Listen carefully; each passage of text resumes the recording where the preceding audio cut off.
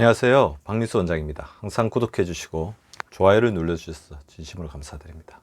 오늘은 당뇨병의 생활습관 개선에 대해서 말씀을 드릴까 하는데요.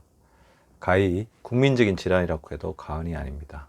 이전에는 50대와 60대의 전유물이라고 생각했던 당뇨병이 20대, 30대에서까지 흔하게 나타나고 있습니다. 물론 생활습관의 변화, 서구화된 식습관, 비만 인구의 증가, 움직이지 않는 현대적인 문명, 이런 부분들이 다 영향을 주고 있지만, 어쨌든 당뇨병 자체를 지금 빨리 우리가 제압하지 못하면 우리나라의 건강은 굉장히 위협을 받을 수밖에 없습니다. 그래서 제가 오늘은 저희 병원에서 당뇨병 환자들을 치료하면서 많이 질문을 받는, 선생님, 당뇨병 걸리면 생활습관을 어떻게 해야 돼요? 어떻게 먹어야 돼요? 어떻게 운동해야 돼요? 그리고 생활습관 관리는 어떻게 해야 돼요? 에 대해서 같이 이야기를 나눠볼까 하는데요. 주변에 계신 당뇨병 환자분들, 당뇨를 처음 진단받아서 지금 현재 당하고 계신 분들, 그리고 당뇨병은 아니지만 당뇨 전 단계나 공복혈당이 100에 가까워지고 있고 당화혈 색소가 5.6, 5.7을 넘어서 5.8, 5.9 이렇게 가고 계신 분들은 반드시 이 생활습관 개선을 실천을 해주시기 바랍니다. 먼저 당뇨병의 원리는 제가 계속 말씀드렸죠. 두 가지 정도가 있습니다. 혈액 속에 당이 많이 넘치는 거죠. 당이 넘치다 보니까 소변으로 빠져나오죠. 그러니까 그걸 잡는 인슐린의 기능, 우리 몸속에 저장하는 인슐린의 기능이 떨어지고 있다는 겁니다. 자, 혈액 속에 넘치는 당을 줄여야 됩니다. 그러려면 저탄, 충단, 불지, 다식, 이거를 이제 해야 되는데요. 자, 저탄, 탄수화물을 줄여야 되죠. 충단, 단백질은 충분하게 적절하게 섭취를 해야 됩니다. 불지, 불포화 지방산, 지방산은 이제 불포화 지방산을 드셔야 되고, 다식, 식이섬유는 충분하게 많이 드셔야 되겠죠. 자, 우리가 한 접시를 놓고 봤을 때 보통 보면 이제 한 접시의 대부분을 차지한 게 탄수화물이잖아요. 탄수화물, 공유는 한 접시에 4분의 1만 채우셔야 됩니다. 대부분 분들은 탄수화물 밥방면이 반 이상을 차지하는데 채소가 반을 차지하고 나머지 4분의 1을 단백질이나 지방, 불포화 지방산이 차지를 해야 되죠. 저탄은 밥방면은 지금 드시는 거에서 반을 줄여야 됩니다. 그러면 접시에 4분의 1이 되는 거죠. 그러니까 복합 탄수화물, 현미나 찹쌀처럼 도정이 덜 된 탄수화물들을 드셔야 되고요. 충단, 살코기와 계란을 충분히 드셔야 됩니다. 단백질 섭취를 왜 해야 되는지 두 가지죠. 탄수화물을 적게 먹으니까 그걸 채워줘야 되잖아요. 단백질. 그리고 단백질 포만감을 주기 때문에 비만으로 인한 어떤 여러 가지 문제들, 가식하는 것들을 또 막아줍니다. 그리고 근육과 호르몬의 재료이기 때문에 단백질 섭취는 갈수록 중요해요. 특히 50대가 넘어가는 그런 연령층에서는 굉장히 중요해요. 왜냐하면 근육을 늘려야 되거든요. 특히 70대, 80대 노년층에서는 단백질 소화가 안 됐어요. 단백질 분해 요소가 굉장히 떨어지면서 단백질 섭취가 부족해지고, 이게 저근육, 호르몬의 기능이 저하, 이렇게 가다 보니까 당뇨가 악화되는 이제 그런 경향이 있습니다. 단백질 섭취 중요하죠. 오메가3 불포화 지방산, 생선이나 견과류, 그 다음에 식물성 기름 충분히 드셔주셔야 되고요. 자, 다식, 식이섬유를 충분히 먹어야 되는데 일단 채소를 우선해야 되겠죠. 혈당이 높을 때 또 과일 자체를 드시면 혈당에 조금 영향을 미칠 수도 있습니다. 그래서 과일을 너무 많이 드시는 것도 조금 자제해야 됩니다. 적절하게 과일을 드셔야 돼요. 채소를 일단 우선적으로 채우고, 또 이제 과일이 가지고 있는 폴리페놀이나 식물 영양소가 있기 때문에 과일 드신다면 갈아서 드시는 것보다는 껍질째 그렇게 드시는 것들을 드리겠습니다. 고혈당증 치료, 혈액 속에 넘치는 당을 치료하기 위해서는 또 식사법도 굉장히 중요해요. 자, 우리 보통 어떻게 먹습니까? 밥 한 번, 반찬 한 번, 면 한 번, 반찬 한 번, 이렇게 탄수화물 한 번, 다른 반찬 한 번 이렇게 드시는데, 이걸 어떻게 바꾸자고요? 거꾸로 식사법. 채소 한 번, 채소가 아닌 반찬 한 번, 밥 한 번, 채소 한 번, 채소가 아닌 반찬 한 번, 밥 한 번, 이렇게 먹으면 밥 한 번, 반찬 한 번 먹었을 때 비해서 탄수화물 섭취는 굉장히 줄어들고 다른 영양소의 섭취가 올라가기 때문에 혈당을 낮추는 데 도움을 줄 수가 있습니다. 이렇게 드셨을 때 혈당의 감소 수치는 적어도 10에서 20 정도가 될 거라고 생각이 되고요. 젓가락으로 식사하셔야 됩니다. 국물을 많이 먹는 것 자체가 혈관, 특히 혈당이 높으신 분들이 혈관에 타격을 받는데 그 부분에 대해서 더 악화시키는 영향을 주거든요. 나트륨 때문에. 그래서 젓가락으로 식사하면서 국물을 적게 먹는 습관, 국물 안에 있는 소금과 지방을 줄여서 섭취하는 습관을 들여주시는 게 좋습니다. 운동 굉장히 중요하죠. 혈액 속에 넘치는 당을 태워야 됩니다. 우리 몸속에 다 쌓아서 지방으로 가잖아요. 그죠? 약간 숨차고 땀나는 운동을 즐겁게 일주일에 3회 이상, 한 번 할 때 30분 이상 해주시는 게 바람직하고요. 하루 7,000보 이상 걸어주십시오. 물론 이제 10,000보 이상 걸으면 좋은데 10,000보 이상 걷기가 쉽지가 않으니까 10,000보 이상 걸어갖고 하면 아예 포기해버리신 분들이 있어요. 7,000보는 걷겠다 하루에. 그렇게 결심해 주시고, 7,000보가 힘드신 분들은 5,000보라도 실천해 주시기 바랍니다. 걷기는 우리 인슐린의 가장 좋은 친구입니다.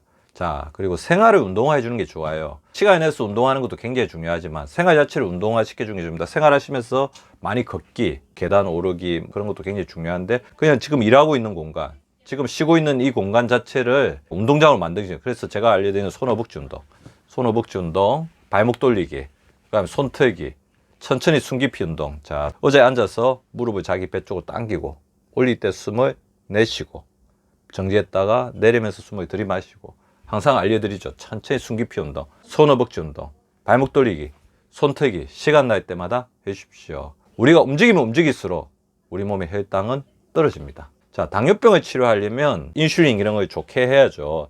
사실 당뇨병은 인슐린이 제 기능을 못하면서 우리 혈액 속에 있는 당들이 소변으로 빠져나가는 질환이잖아요. 그러다 보니까 저혈당증, 체력의 저하, 만성피로 여러 가지 증상에 시달리고 노화의 지름길이 되는 겁니다. 인슐린을 좋게 하려면 인슐린에게 휴식을 줘야 됩니다. 근데 우리는 인슐린 휴식을 주지 않는 식습관을 가지고 있어요. 염, 가, 속, 탄, 야. 염식, 짜게 먹는 거. 과식, 많이 먹는 거. 그러니까 자기가 배가 약간 부르기 전에 내려놓는 습관을 들였는데 그걸 잘 못하시죠. 속식 빨리 먹는 거. 빨리 먹다 보면 렙틴 호르몬이 나오기 전에 우리가 필요 이상으로 많이 먹습니다. 적어도 15분 이상은 반드시 식사 시간을 준수해 주십시오. 30분 정도 먹는 게 바람직할 것 같아요. 그 다음에 야식. 인슐린도 쉬어야 되거든요. 밤에 먹으면 인슐린 쉬지를 못합니다. 굉장히 문제가 되겠죠. 그리고 새끼를 규칙적으로 먹는 게 중요해요. 새끼를 우리가 먹었다 안 먹었다 먹었다 안 먹었다 그러면 혈당의 분포 자체가 굉장히 오르락내리락 하면서 인슐린에게 굉장한 고통을 줍니다. 될 수 있으면 새끼를 규칙적으로 일정한 시간에 일정한 양만큼 드셔주시는 게 좋습니다. 아까 말씀드린 거꾸로 먹는다, 야식하지 않는다, 그리고 같은 음식을 먹더라도 혈당 지수가 낮은 음식. 자, 정제 탄수화물이 아니고 혈당 지수가 낮은 음식은 뭐죠? 자연에 가까운 음식, 장성 전분이 풍부한 음식들을 드셔주시기 바랍니다. 자, 혈당 지수가 낮은 음식은 제가 여러 번 설명을 드렸습니다. 그리고 인슐린의 친구는 늘리고 인슐린의 적은 줄여야 되겠죠. 인슐린 친구 누굽니까? 성장 호르몬, 아르기닌 풍부한 음식들을 드셔주시기 바랍니다. 뭐 계란이나 견과류 같은 게 되겠죠. 멜라토닌.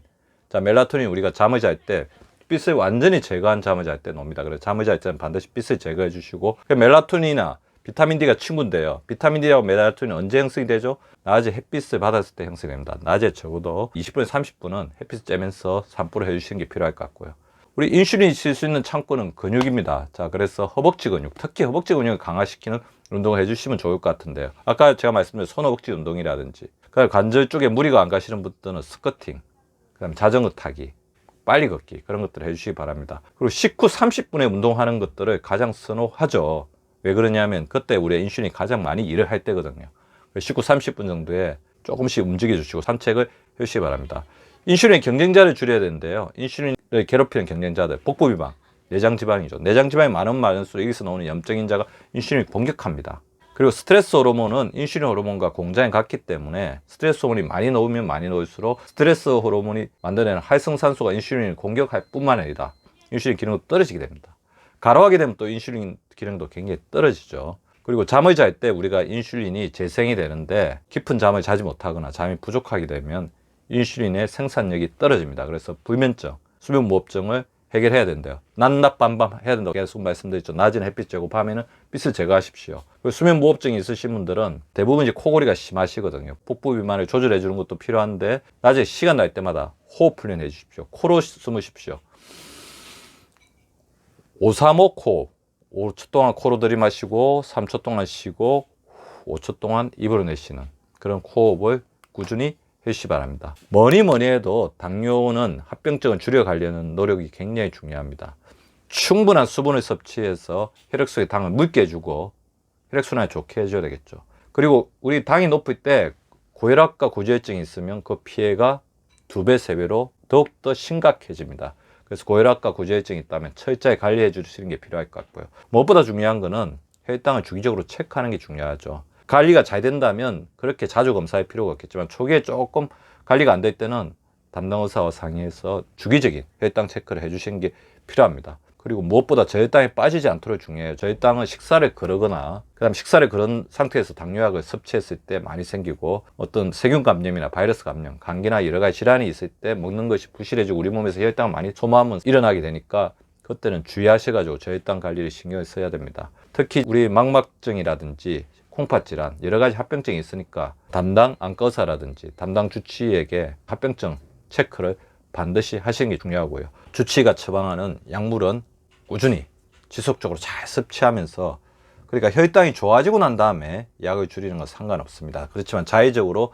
약을 줄인다면 그거 자체가 나중에 합병증을 초래하는 위험한 행동일 수 있으니까 당구로서 주치의와 잘 상의해서 약물 처방을 잘 준수해 주시기 바랍니다.